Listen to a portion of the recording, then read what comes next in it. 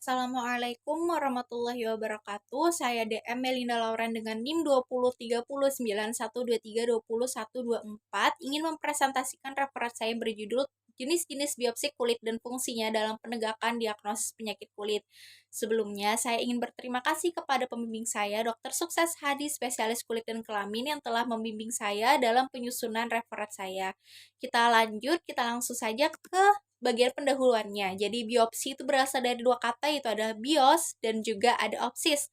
Bios artinya hidup dan opsis artinya melihat. Jadi biopsi adalah mengambil sepotong jaringan yang masih dalam keadaan hidup dan memeriksa secara mikroskopis.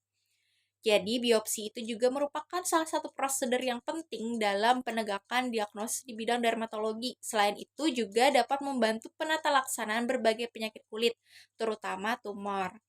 Lanjut ke tujuan biopsi kulit. Tujuan biopsi kulit yang pertama yaitu adalah untuk menegakkan atau menyingkirkan diagnosis. Kedua adalah memantau perkembangan penyakit atau efek pengobatan. Ketiga, menentukan luas tumor kulit. Keempat, sampel jaringan untuk dikultur, misalnya bakteri, jamur, atau virus. Kelima, ada evaluasi penyusunan kembali gen atau genetika jaringan, misalnya limfoma sel T. Dan yang terakhir adalah menghilangkan jaringan untuk tujuan kosmetik.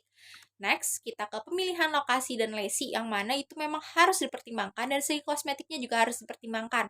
Salah satu contohnya dari pemilihan lokasi misalnya seperti di bawah lutut itu biasanya paling dihindari karena itu beresiko infeksi dan juga penyembuhan lukanya yang akan sangat lambat.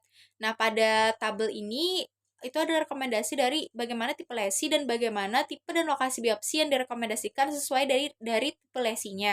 Misalnya, lesi kecurigaan tumor ganas, maka tipe dan lokasi biopsi yang dianjurkan itu adalah biopsi eksisi atau sampel dari bagian tumor yang tebal dan seterusnya. Kita lanjut ke anestesi. Jadi untuk anestesi yang paling umum digunakan itu adalah lidokain yang dicampur dengan adrenalin untuk nanti menimbulkan efek vasokonstriksi dan untuk mengurangi perdarahan.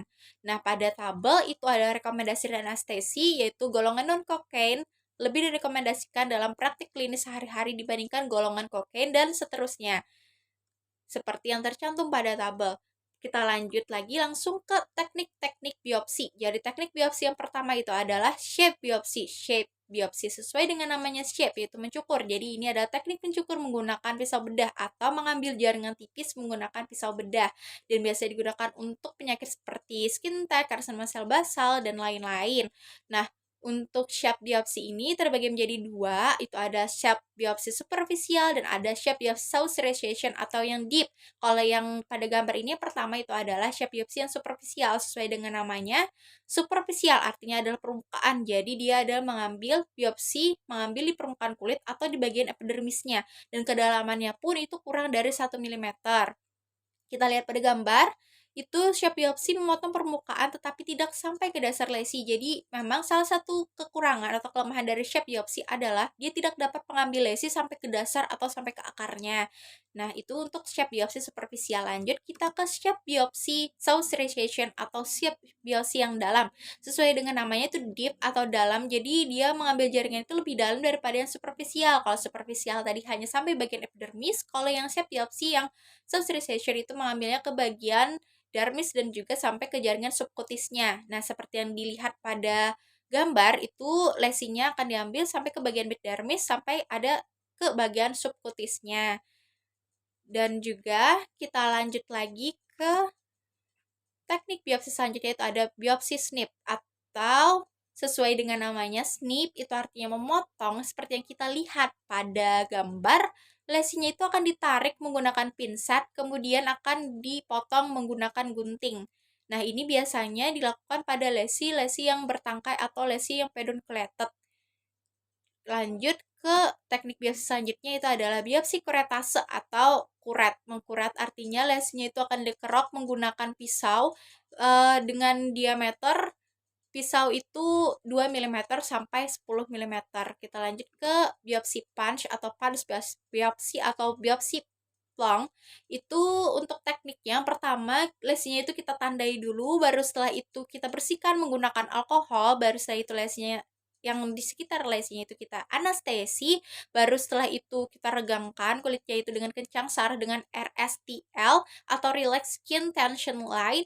Lalu pisaunya itu kita arahkan tegak lurus di permukaan kulit, setelah itu didorong melawan kulit dan pisau diarahkan memutar dengan posisi di antara ibu jari dan telunjuk seperti yang ada pada gambar.